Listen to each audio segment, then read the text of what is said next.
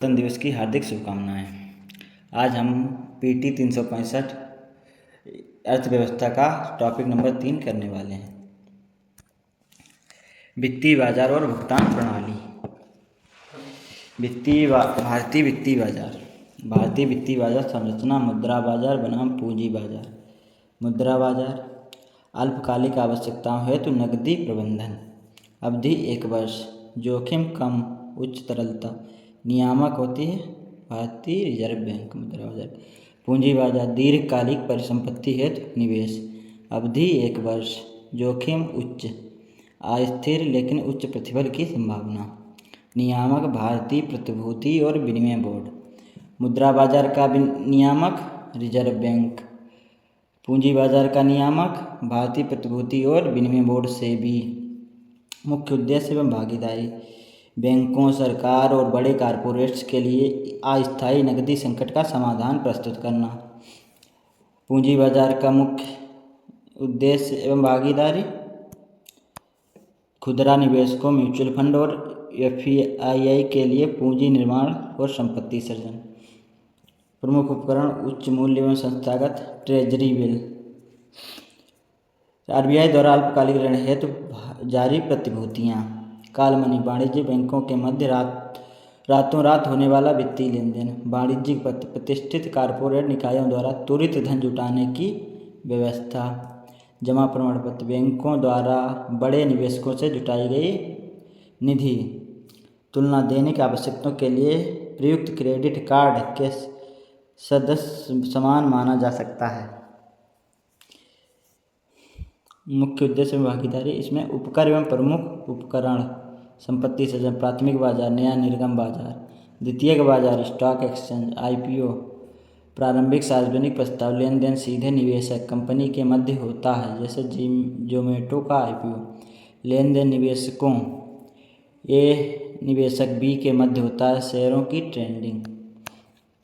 Share equity, bond, debenture, ऋण पत्र। तुलना दीर्घकालिक परिसंपत्ति निर्माण हेतु लिए गए होम लोन के सदस्य माना जा सकता है।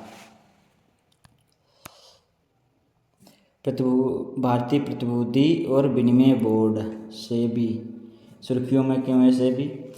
सेबी बोर्ड की बैठक में प्रमुख विनियमों में ढील दी गई तथा निवेश अनुकूल माहौल को बेहतर बनाने और विनियामक जटिलता को कम करने के लिए स्वागत एफआई फ्रेमवर्क पेश किया गया है। सेबी के बारे में स्थापना। सेबी की स्थापना वर्ष 1988 में की गई। हालांकि 1992 में सेबी अधिनियम लागू होने के बाद एक वैधानिक निकाय बना। 1988 में स्थापना हो गई थी, लेकिन 1992 सेबी अधिनियम 1992 के लागू होने के बाद एक वैधानिक निकाय बन गया। उद्देश्य निवेशकों के हितों की रक्षा करना, प्रतिभूति बाजार के विकास को बढ़ावा देना, उसकी कार्यप्रणाली को विनियमित करना ताकि पारदर्शिता और निष्पक्षता सुनिश्चित की जा सके। सेबी की शक्तियाँ। सेबी के पास प्रवर्तन जांच से संबंधित शक्तियाँ हैं। साथ ही इसे सिविल प्रक्रिया संहिता 1908 के अंतर्गत एक सिविल न्यायालय के समान शक्तियाँ भी प्राप्त हैं। सेबी एक निदेशक मंडल द्वारा शासित होता है। भारत की संघ सरकार द्वारा मनोनीत एक अध्यक्ष। केंद्रीय वित्त मंत्रालय का प्रतिनिधित्व करने वाला 2 सदस्य। भारतीय रिजर्व बैंक का प्रतिनिधित्व करने वाला 1 सदस्य। भारत सरकार द्वारा मनोनीत 5 सदस्य, जिनमें से कम 3 पूर्णकालिक सदस्य होते हैं। सेबी बोर्ड की बैठक में लिए गए निर्णय। स्वागत एफआई फ्रेमवर्क। सेबी ने single window automatic and generalised access for trusted foreign investors Swagat FI framework पेश करने को मंजूरी दी, जो विदेशी पोर्टफोलियो निवेशकों और विदेशी वेंचर कैपिटल निवेशकों के लिए है। एफपीआई सार्वजनिक बाजारों में लिस्टेड प्रतिभूतियों जैसे इक्विटी, बॉन्ड, डेरिवेटिव आदि में निवेश करते हैं, जबकि एफबीसीआई के वेंचर कैपिटल फंड में निवेश करते हैं।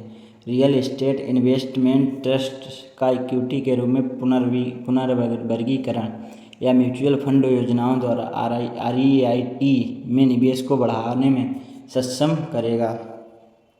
आरईआईटीएस व्यक्तियों को बड़े पैमाने पर आय सृजन रियल एस्टेट में निवेश करने की अनुमति देते हैं। इंफ्रास्ट्रक्चर इन्वेस्टमेंट ट्रस्ट REITA के समान होते हैं, किंतु वे सड़कों, पावर ट्रांसमिशन लाइनों आदि जैसे अवसंरचनात्मक परिसंपत्तियों में निवेश करते हैं। बड़े जारीकर्ताओं के लिए IPO इनिशियल पब्लिक ऑफरिंग मानदंडों में ढील दी गई। साथ ही जारीकर्ता के लिए न्यूनतम सार्वजनिक शेयरधारिता को पूरा करने की समय सीमा बढ़ाई गई। IPO का अर्थ है जब कोई कंपनी पहली बार अपने शेयर जनता को बेचती है या स्टॉक एक्सचेंज में लिस्ट होने के लिए एक अनिवार्य शर्त है। IPO एक निजी कंपनियों को सार्वजनिक कंपनियों में परिवर्तित कर देता है। यह कंपनी की दीर्घकालिक या अनिश्चितकालीन परिपक्वता अवधि वाली वित्त पोषण का सबसे बड़ा स्रोत होता है। सेबी से संबंधित अन्य महत्वपूर्ण शब्दावलियाँ। वैकल्पिक निवेश कोष। यह भारत में पंजीकृत फंड आधारित संस्था है जो निजी रूप से निवेश जुटाती है। साथ ही ये अपने निवेशकों के लाभ के लिए निर्धारित निवेश नीति के अनुसार निवेश करने हेतु भारतीय या विदेशी अनुभवी निवेशकों से फंड भी एकत्रित करता है। ये संस्थाएं भारतीय प्रतिभूति और विनिमय बोर्ड सेबी द्वारा सेबी वैकल्पिक निवेश कोष विनियमन 2012 के अनुसार विनियमित है। साथ ही RBI के AIF के अपने कड़े नियमों से स्वामी सस्ते और मध्यम आय वाले आवासों के लिए विशेष विंडो फंड को छूट दी है। स्वामी फंड सरकार द्वारा समर्थित निधि है। भारतीय रिजर्व बैंक ने वैकल्पिक निवेश कोष AIF में निवेश के नियमों में संशोधन किया है। AIF की श्रेणियाँ। श्रेणी 1 इक्विटी और ऋण प्रतिभूतियों में निवेश करते हैं। इनके उदाहरण हैं real estate fund, private equity fund. श्रेणी 3 ये फंड रिटर्न बढ़ाने के लिए निवेश उधारी लेकर निवेश करते हैं, जिनमें सूचीबद्ध या गैर सूचीबद्ध डेरिवेटिव्स में निवेश भी शामिल है। इनके उदाहरण हैं hedge fund, private investment in public equity fund आदि। इक्विटी डेरिवेटिव्स यह ट्रेडिंग बाजार का एक प्रकार का वित्तीय उत्पाद है। इसका मूल्य उस इंडेक्स में शामिल यानी अंडरलाइंग एसेट्स के मूल्य में तय होता है। अंडरलाइंग एसेट्स में इक्विटी शेयर या खुद इंडेक्स जैसे निफ्टी, कीमती धातुएं, कमोडिटीज, करेंसी, ब्याज दरें आदि हो सकती हैं। इक्विटी डेरिवेटिव्स ऐसे उत्पाद होते हैं जिनका मूल्य आंशिक रूप से एक या अधिक अंडरलाइंग इक्विटी एसेट्स वर्ग से तय होता है। फ्यूचर्स और ऑप्शन कारोबार किए जाने वाले सबसे आम इक्विटी डेरिवेटिव्स उत्पाद हैं।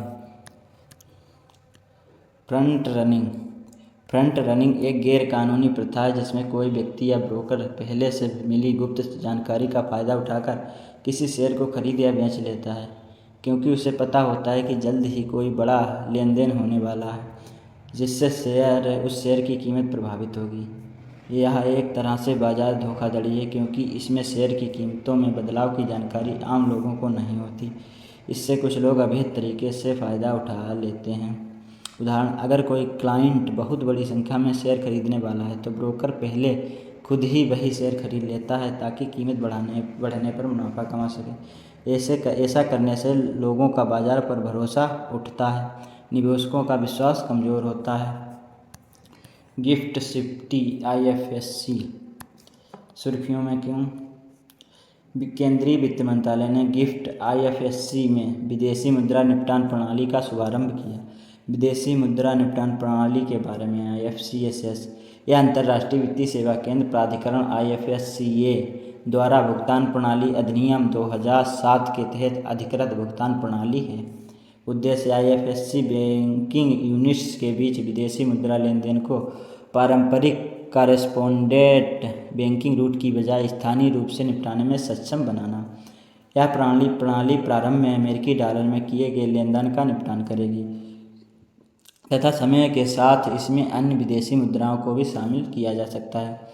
FCSS का संचालक इसे CCIL IFSC लिमिटेड संचालित करेगा।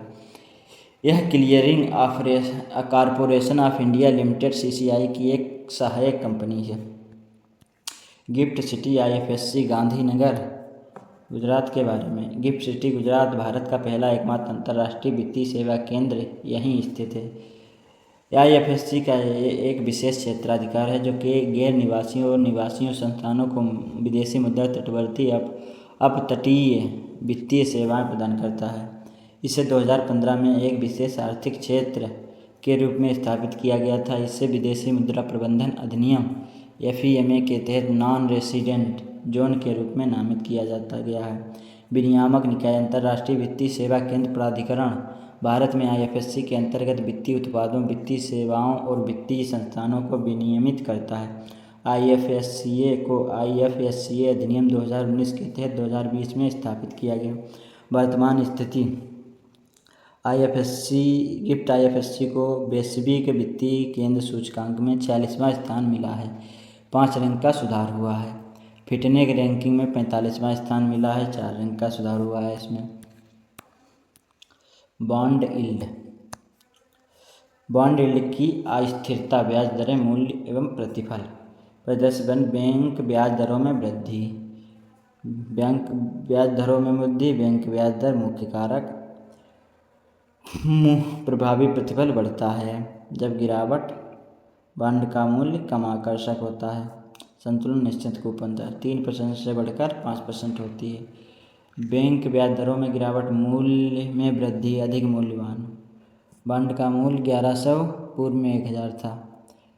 बॉन्ड प्रतिफल 1%, पूर्व में 3% थी गिरावट।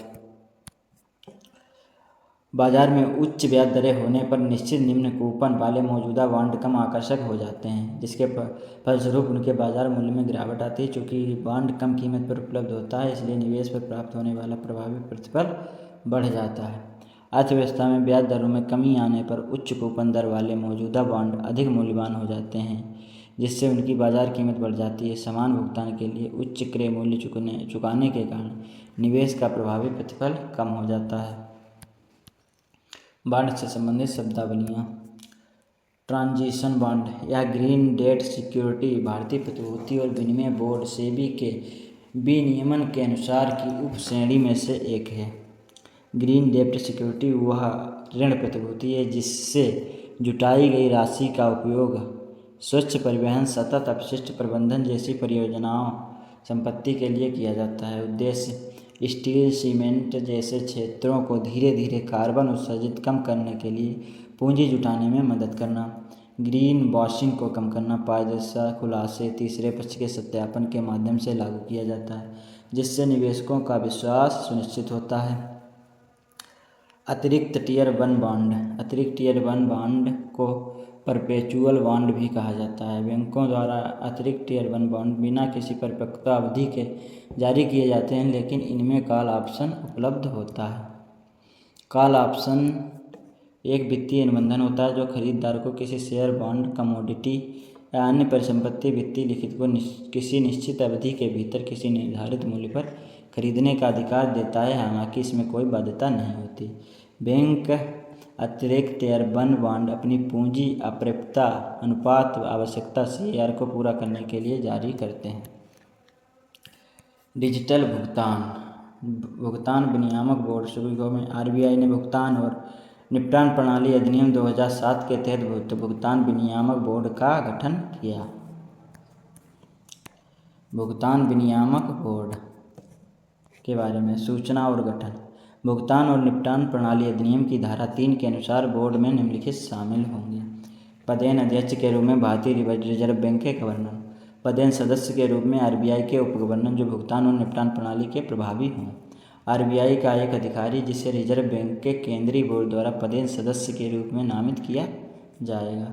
केंद्र सरकार द्वारा नामित 3 व्यक्ति जो भुगतान प्रणाली, IT, साइबर सुरक्षा कानून के विशेषज्ञ हों। कार्यकाल 4 वर्ष। दोबारा नियुक्ति के पात्र नहीं। 6 सप्ताह के नोटिस पर त्यागपत्र दे सकते हैं। भुगतान विनियामक बोर्ड के पदेन अध्यक्ष RBI के गवर्नर होंगे और पदेन सदस्य RBI के उप गवर्नर। और RBI का एक अधिकारी रिजर्व बैंक केंद्रीय बोर्ड का द्वारा पदेन सदस्य के रूप में नामित किया जाए। केंद्र सरकार द्वारा नामित 3 व्यक्ति। केंद्र सरकार द्वारा नामित भुगतान विनियामक प्रणाली में 3 व्यक्ति होंगे जो भुगतान प्रणाली, IT, साइबर सुरक्षा कानून के विशेषज्ञ होंगे।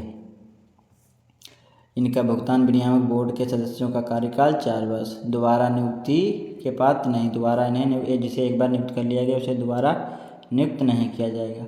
ये अपना त्यागपत्र दे सकते हैं 6 सप्ताह पहले नोटिस दे करके सदस्य के रूप में नामित होने के लिए निम्नलिखित व्यक्ति पात्र नहीं है। जो 70 वर्ष से अधिक उम्र का हो वो पात्र नहीं है। जो दिवालिया घोषित हो चुका हो पात्र नहीं है। जो किसी अपराध में 180 दिन या उससे अधिक के कारावास के लिए दोषी ठहराया गया हो पात्र नहीं है। जो संसद या किसी राज्य विधायिका का सदस्य हो पात्र नहीं है। आरबीआई के प्रधान विधि सलाहकार स्थायी आमंत्रित सदस्य के रूप में कार्य करेंगे। आरबीआई भुगतान विनियामक बोर्ड की बैठकों के लिए विशेषज्ञों स्थायी तदर्थ को भी आमंत्रित कर सकता है। बैठक 3 बैठक वर्ष में कम से कम 2 बार बैठक अनिवार्य है। बैठक के लिए एक अध्यक्ष, उनकी अनुपस्थिति में उप गवर्नर और एक नामित सदस्य सहित 3 सदस्य का कोरम अनिवार्य है। निर्णय लेना बोर्ड में निर्णय उपस्थित और मतदान करने वाले सदस्यों के बहुमत से लिया जाएगा। किसी विषय पर बराबर की संख्या में मत मिलने पर अध्यक्ष या उनकी अनुपस्थिति में उप गवर्नर के पास निर्णायक मत होगा। भुगतान और निपटान प्रणाली अधिनियम 2007 उद्देश्य इसका या भारत में भुगतान प्रणालियों के विनियामक और पर्यवेक्षण का कार्य करता है। इसके दायरे में मैनुअल क्लियरिंग से लेकर आरटीजीएस और नेफ्ट जैसे इलेक्ट्रॉनिक हस्तांतरण तक सभी प्रणालियां शामिल हैं। केंद्रीय प्राधिकरण भारतीय रिजर्व बैंक आरबीआई भुगतान और निपटान बुनियादी ढांचे की देखरेख करने वाले केंद्रीय प्राधिकरण के रूप में कार्य करता है। उपभोक्ता संरक्षण यह अधिनियम अनुचित शुल्कों को रोकता है और लेन देन में होने वाली त्रुटियों या विफलताओं के लिए मध्यस्थों की जवाबदेही सुनिश्चित करता है। यूनिफाइड पेमेंट्स इंटरफेस सुर्खियों में क्यों? हाल ही में भारत में प्रधानमंत्री के नामीबिया की यात्रा की थी। इस दौरान नामीबिया ने रियल टाइम में डिजिटल भुगतान के लिए यूपीआई प्रणाली को अपनाने हेतु एक लाइसेंसिंग समझौते पर हस्ताक्षर करने का निर्णय लिया था। यूपीआई के बारे में यूनिफाइड पेमेंट्स इंटरफेस को 2016 में भारतीय राष्ट्रीय भुगतान निगम एनपीसीआई ने लॉन्च किया था। यह एक त्वरित भुगतान प्रणाली है। कई बैंक खातों को एक ही मोबाइल एप्लीकेशन में जोड़ता है। उसमें कई बैंकिंग सुविधाओं सहित सुगम फंड ट्रांसफ़र और मर्चेंट पेमेंट आदि शामिल है। यह तत्काल भुगतान सेवा आईएमपीएस अवसंरचना पर आधारित है। विशेषताएं इसकी मोबाइल डिवाइस के माध्यम से तत्काल धन अंतरण की सुविधा 24/7 और वर्ष के 365 दिन उपलब्ध रहता है।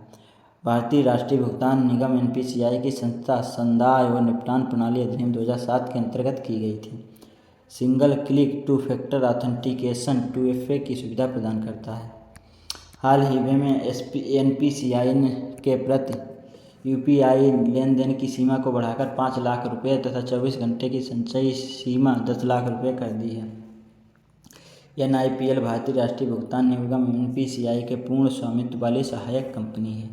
इसे भारत के बाहर रुपे और यूपीआई के प्रसार को बढ़ाने के लिए 2020 में स्थापित किया गया था। निम्नलिखित में देश यूपीआई आधारित अंतर्राष्ट्रीय मर्चेंट भुगतान स्वीकार करते हैं: Bhutan, France, Mauritius, Nepal, Singapore, Sri Lanka, संयुक्त अरब अमीरात।